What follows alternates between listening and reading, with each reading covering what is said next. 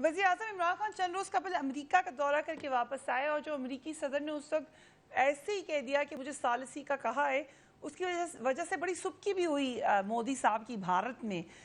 لیکن اس پیشکش کے چند روز بعد ہی بھارت کی جانب سے مقبوضہ کشمیر کی خصوصی حیثیت ختم کرنے سے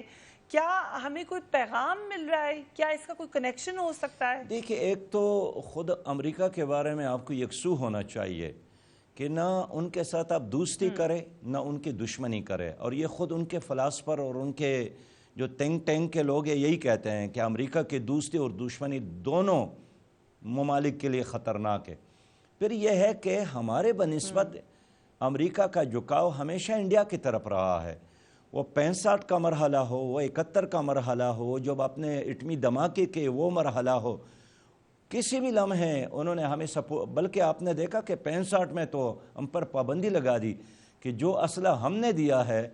یہ آپ رشیا کے خلاف تو استعمال کر سکتے ہیں، آپ انڈیا کے خلاف اس کو استعمال نہیں کر سکتے ہیں۔ میں عرض یہ کرنا چاہتا ہوں کہ انڈیا اس وقت ایک بہت بڑا مارکیٹ ہے، 1 ارب انسانوں پر مشتمل ایک ملک ہے، تو امریکہ نے یہ نہیں دیکھنا ہے کہ حق پر کون ہے اور باطل پر کون ہے، امریکہ نے یہی دیکھنا ہے کہ اس کے مالی مفادات کس کے ساتھ وابستہ ہے۔ میں مانتا ہوں کہ گزشتہ دنوں جناب عمران خان صاحب کا دورہ ہوا تو انہوں نے ہاتھ بھی ملایا اور مسکرائیں بھی، جس پر ہماری حکومت بہت زیادہ خوش ہے، بلکہ یہاں تک خوش ہے کہ جس طرح انہوں نے ورلڈ کپ جیت لیا ہو۔ لیکن اس وقت خود امریکہ کی ایک مجبوری ہے افغانستان کے حوالے سے، وہ وہاں سے نکلنا چاہتا ہے، اور ظاہر ہے اس کا یہ نکلنا پاکستان کے تعاون کے بغیر ناممکن ہے۔ تو یہ وہ لمحہ ہے کہ ہم خود امریکہ کو بھی یہ سمجھا دیں کہ افغانستان میں جو امن کے لیے کوششیں ہیں،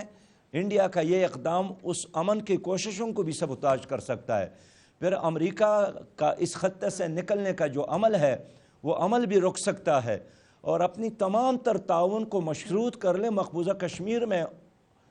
تعاون کے ساتھ، جس طرح ہمیشہ امریکہ نے پاکستان کو ڈومور کے لیے کہا ہے، اب ہم بھی کہیں کہ آپ بھی کچھ کر لیں۔ اس لیے میرا یہ خیال ہے کہ خود ہمیں آگے بڑھ کر سلامتی کونسل کے دروازے پر بھی جانا چاہیے، OIC کا بھی اجلاس بنانا چاہیے، ہنگامی اعلان کر کے ہمیں وفود بھی بنانا باہر بھیجنا چاہیے، اور پوری دنیا کو سمجھانے کی ضرورت ہے کہ اگر ساری دنیا نے آ کر اس مسئلے کو حل کرنے میں پاکستان کے ساتھ تعاون نہیں کیا تو یہ خطہ جل سکتا ہے، اور اس جلنے کا مطلب یہ نہیں ہے کہ یہ 2 ملکوں کا مسئلہ ہے، بلکہ اس پوری ریجن کا ایک مسئلہ ہے۔